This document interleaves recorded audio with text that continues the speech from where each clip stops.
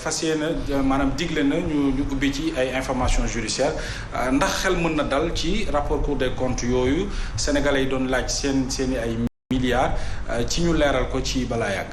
ah waaw mais c'est une bonne initiative parce que bu ñu defee rapport d'audit ñu demander ouverture d'une information judiciaire amul sax président de la république naan ay jox naa ko premier ministre pour ñu saytu ko. parce que la ñu waroon saytu yëpp saytu nañ ko ba pare. c'est-à-dire il faut transmettre au procureur de la république qu'on ouvre une information judiciaire et puis qu'on commence les poursuites et pour voir est-ce que li ñu leen di tuumaal ñoo ko def wala defuñu ko. loolu moom c'est ça de règle mais di ma may nag tuuti ma rebondir si kii li muy wax. Mamadou di ma doon wax léegi parce que c'est important. parce que il faudrait pas que aussi ñu yaakaar ne xam nga thermomètre dañ koy remonter. local yi ils ont vu les résultats. législatives yi ils ont vu les résultats c'est-à-dire que tey jii bu dul woon Pape Diop c'est-à-dire que opposition ak pouvoir ñooy tolloo ay députés.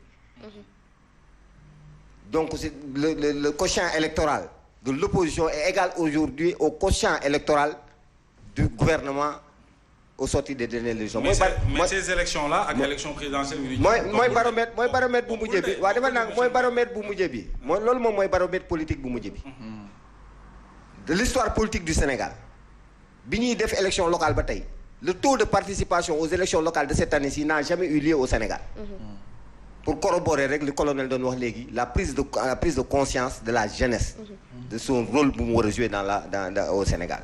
il faut que ñu def attention par rapport à ça mais au-delà de tout ça il faudrait que son excellence le président Macky Sall saa yi moo waxee nag dina ma déglu. mais de grâce je te demande de faire une déclaration et dire que vous n'êtes pas candidat. waaw soo ma ko waxee dina ma dégg quand même. donc je lance un appel. que ne de grâce na bañ a déposer candidature te mu génn na wax ne Sénégalais yi du candidat en 2024 nit ñi ñëw toog jublu ci liggéey réew mi après mu dem ci jàmm ak salaam organisé et dafa war a dugg dans l'histoire de politique du Sénégal. Sénégal mësu ñoo fal président dañu mës di dàq président Abdou Diouf dañ ko dàq.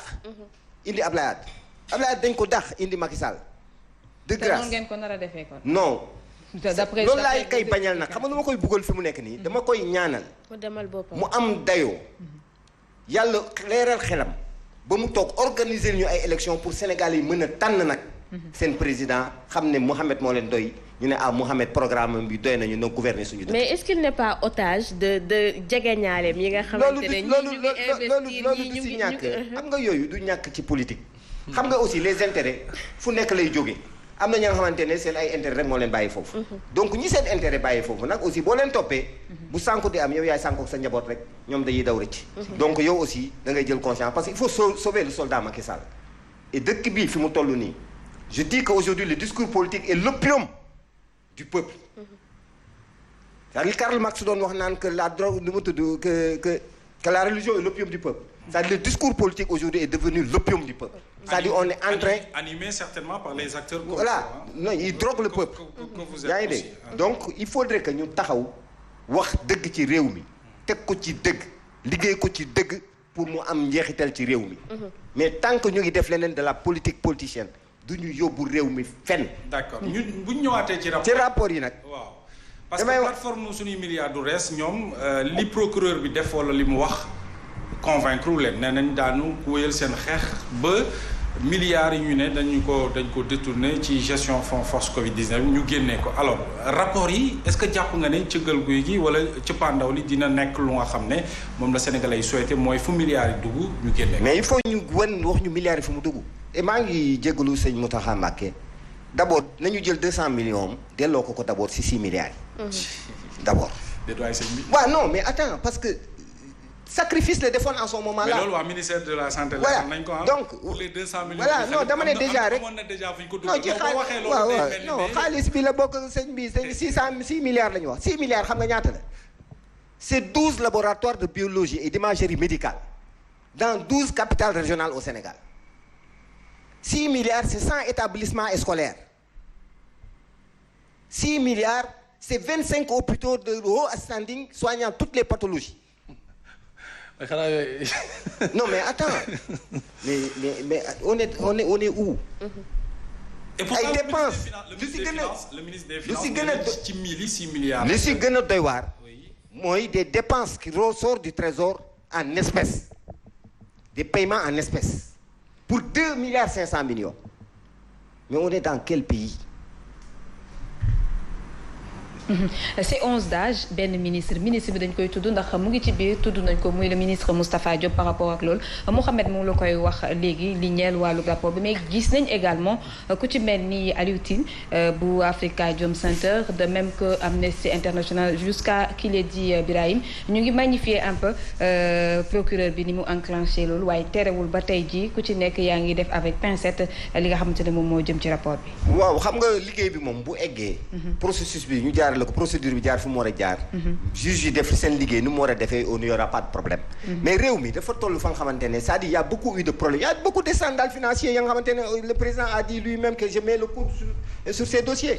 donc boo demee ba créer cette psychose dans la tête des Sénégalais c'est-à-dire loo mën a def bu amul aboutissement mais je salue l'exemple de Mamadou Seck l'ancien ministre de Wade. qui par 2 fois de suite. Député. On lui a dit qu'il a fait des choses et il a démissionné pour dire à la justice il faut éclaircir ces problèmes-là. Il croit à sa dignité lui. Mais cette dignité-là elle est perdue au Sénégal ou quoi?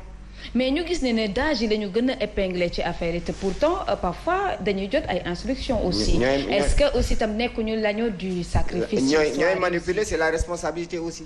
c'est-à-dire que c'est eux qui manipulent les ressources. Oui. C'est à eux qu'on donne des instructions. Quand on te donne une instruction illégale il faut pas l'exécuter.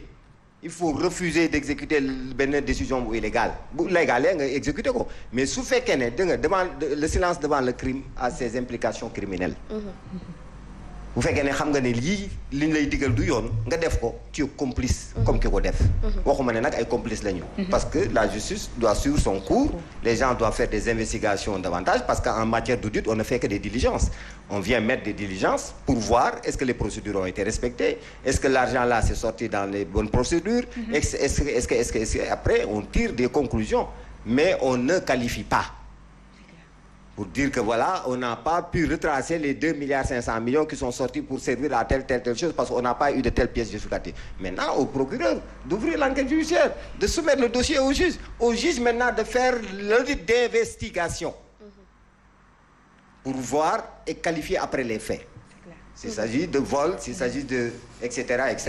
donc il faut ñu egg foofu.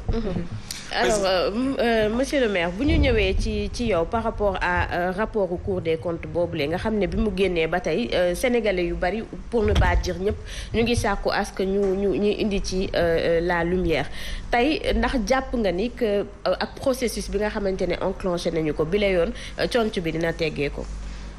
Khady je dis que heureusement que conc président bi am ci dossier yu mu tegu parce que sinon yuuxu dina jëbe fi ñu ko foogewul. déedéet waay. si parce que y a eu beaucoup de dossiers yoo xamante ne si xëy na bu ko bàyyi woon mu suivre son cours normalement doon na am ñu bëri yu mu impliqué yoo xam ne dina xaw a doy waar parce que président aussi il a peut-être ce pouvoir discrétionnaire de pouvoir faire des arbitrages sur certains dossiers en tout cas où la loi le lui permet. mais ndax arbitrage dafa war a am même bu fekkee la loi le lui permet. non arbitrage yooyu su amul ci yenn cas yi non en fait parce que peut-être le président il n'est pas allé ci yenn détails yi si foofu laa jëm si yenn dossiers yi nga xamante ne si xëy na ça les concerné dafa doon doy waar trop. alors malheureusement on nous fait signe que waxtu bi def nañu sax mais pour dellu si ci rapport yi. Heureusement que j'ai à côté de moi un auditeur et il a bien précisé que contrairement au tribunal de l'opinion bi nga xamante ne si xëy na